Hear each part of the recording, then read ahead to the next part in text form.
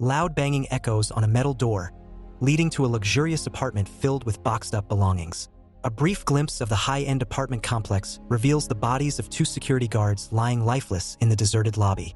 High above, on his balcony, stands Eddie. As he considers his next move, gunshots ring out from a neighboring apartment, pushing him back to reality. Someone is outside his door, screaming to be let in, clearly desperate. 1 year earlier, Eddie is walking down the street, appearing noticeably different. He claims to be a writer. Drinking midday in a bar, Eddie boasts about his unpublished novel and book deal to two guys sitting next to him at the bar, neither of whom believe he has a contract for it. It's uncertain if he even believes in it himself. Back in his apartment, Eddie's attempts at writing are unproductive, reflecting the stagnation in his life. His lack of progress and direction puts a strain on his relationship with his girlfriend, Lindy. Lindy's decision to end their relationship catches Eddie off guard, but her reasons are clear. He's failed to escape the shadow of his failed marriage to Melissa. Plans for a proposal crumble as reminders of past mistakes resurface. Later, as he walks home, feeling down, he encounters his former brother-in-law, Vernon. Eddie is not pleased to see him. They engage in small talk, each stretching the truth about their current situations. Eventually, Vernon persuades him to join for a drink. They go to a bar, where Vernon updates Eddie on Melissa's status. As they discuss Eddie's struggles with creativity, Vernon offers assistance and introduces a drug he's marketing. This drug is claimed to unlock full brain potential, but Eddie is skeptical of its efficacy. When Vernon has to go, he hands Eddie his business card and a free sample of the costly drug. While walking home, Eddie, immersed in self-pity, opts to take the drug. Upon entering his building, he is quickly confronted by Valerie, the landlord's wife, who is furious with him. As she berates him, his thoughts are consumed by what the drug might do. Then it begins to work. Eddie suddenly becomes acutely aware of details he would have normally missed, both in his environment and about Valerie herself. At one point, he asks her what's wrong, catching her off guard. They delve into her law studies, with Eddie accessing memories he thought he had forgotten to provide help. He suggests aiding her with her essay, and as they work together, she begins to view him more favorably. After they complete the essay, they become intimate. He enters his apartment and is struck by its dirtiness and mess. Motivated by this realization, he begins to clean and organize, transforming it into a space that looks habitable. The drug has given him a newfound clarity of mind. With his mind now clear, he turns to the task he knows he should focus on, writing. This time, he truly engages in it. The next morning, Eddie awakens to find the drug's effects wearing off, leaving him with a sense of unease and uncertainty. Despite the drug's absence, Eddie finds solace in the substantial progress he has made on his novel. He presents the unfinished manuscript to his publisher. She seems skeptical, but Eddie offers to return the money if she doesn't like it. When he gets home, his phone has 3 new messages from her praising his work. Eddie, while holding his phone to call his publisher back, hesitates. He sits down, contemplating his next move. Finally, Eddie decides to visit Vernon instead of returning the call. When Eddie arrives at Vernon's apartment, he finds Vernon reluctant to let him inside. Vernon eventually agrees to let him in. He notices that Vernon appears beaten and prompts him about who did this, but Vernon dismisses the question, clearly unwilling to discuss the matter further. Vernon offers to give Eddie more of the drug in exchange for running some errands. Eddie steps out to collect his laundry and grab breakfast. Upon returning, he discovers his apartment door open and the interior vandalized. He finds Vernon lifeless on his sofa. He immediately calls the police, and while he waits for them to get there, he realizes that the people who were looking for the drugs never found them.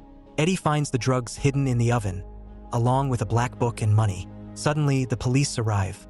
After being questioned at the police station, Eddie receives a call from Melissa, who forbids him from attending Vernon's funeral and promises to contact him afterward. Feeling uneasy, Eddie leaves the station, convinced he's being followed.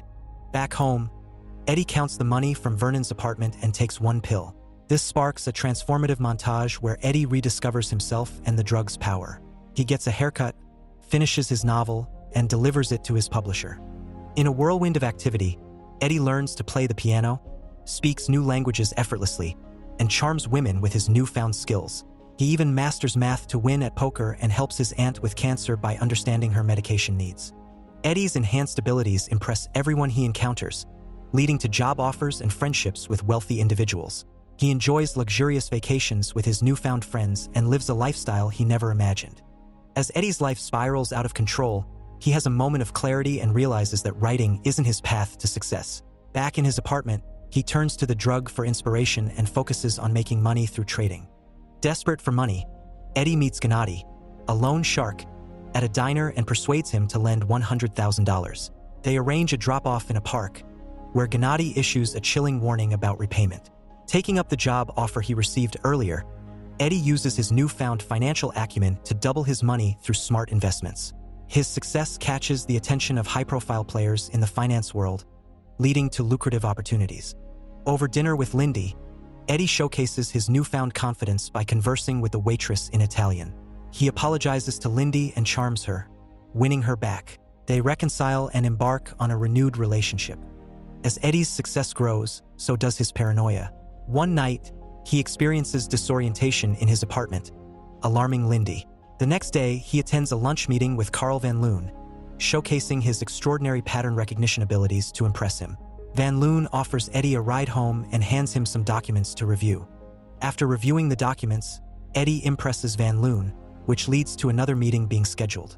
Energized by the encounter, Eddie takes a walk, envisioning his future and even contemplating a presidential run. Suddenly, Eddie experiences another weird sensation. He loses track of time and finds himself in various locations without explanation. Confusion grows as he impulsively starts a fight in the subway.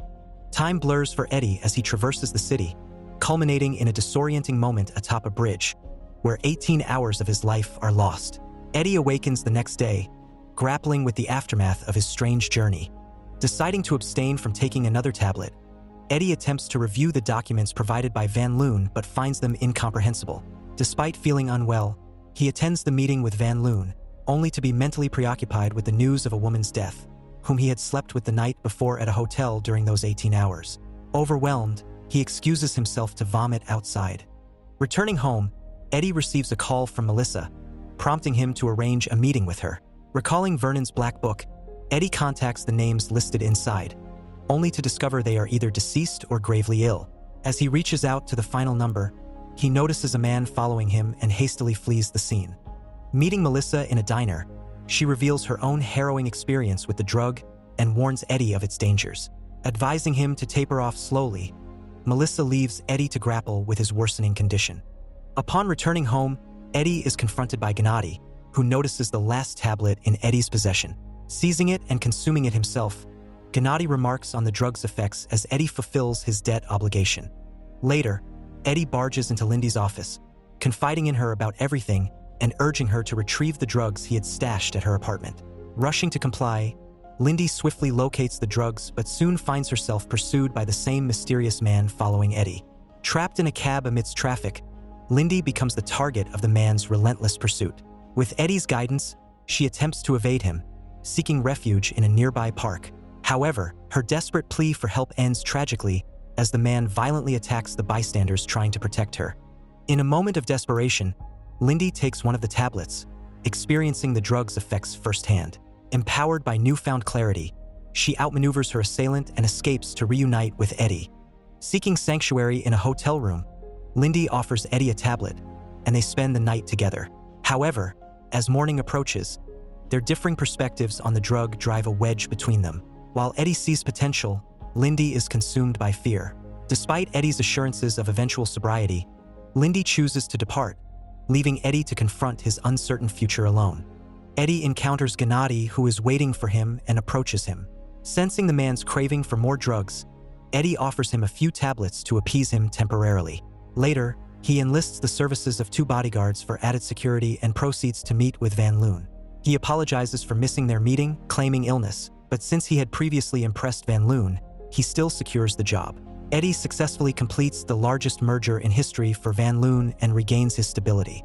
Anticipating the depletion of his drug supply, he offers a chemist $2 million to recreate the drug within 6 months. One day, while Eddie is dining, a detective informs him that he has been identified fleeing the hotel where a young woman was found dead. Eddie hires the top lawyer to handle the situation. During a crucial merger meeting with Van Loon, Eddie notices Atwood, a representative from the rival company, appearing ill. They decide to finalize the contract signing the following day. Post-meeting, Eddie converses with Van Loon, who warns him against becoming a competitor, suggesting that Eddie's exceptional abilities stem from a natural gift rather than mere effort. Returning to his hotel, Eddie discovers his room vandalized. He then purchases the upscale apartment showcased earlier in the first scene. Later on, Eddie encounters Gennady once more, who's completely transformed. He threatens to inform Eddie's boss about his police issues unless Eddie provides him with more tablets. The following day, Van Loon and Eddie expect Atwood to arrive and sign the merger documents. However, when Atwood fails to appear, his wife visits their office to explain that he is ill but will sign the contract once he recovers. After escorting her out, Eddie notices the man who has been tailing him entering the car with her, realizing that Atwood's illness is drug-related. Eddie then goes to a police station, meets his lawyer, and participates in a lineup. Fortunately, he is not identified. Ignoring Gennady, Eddie returns to the Van Loon office, where Van Loon is watching a news report on the merger. His new boss is upset but informs him that Atwood is dying, expressing concern for the merger.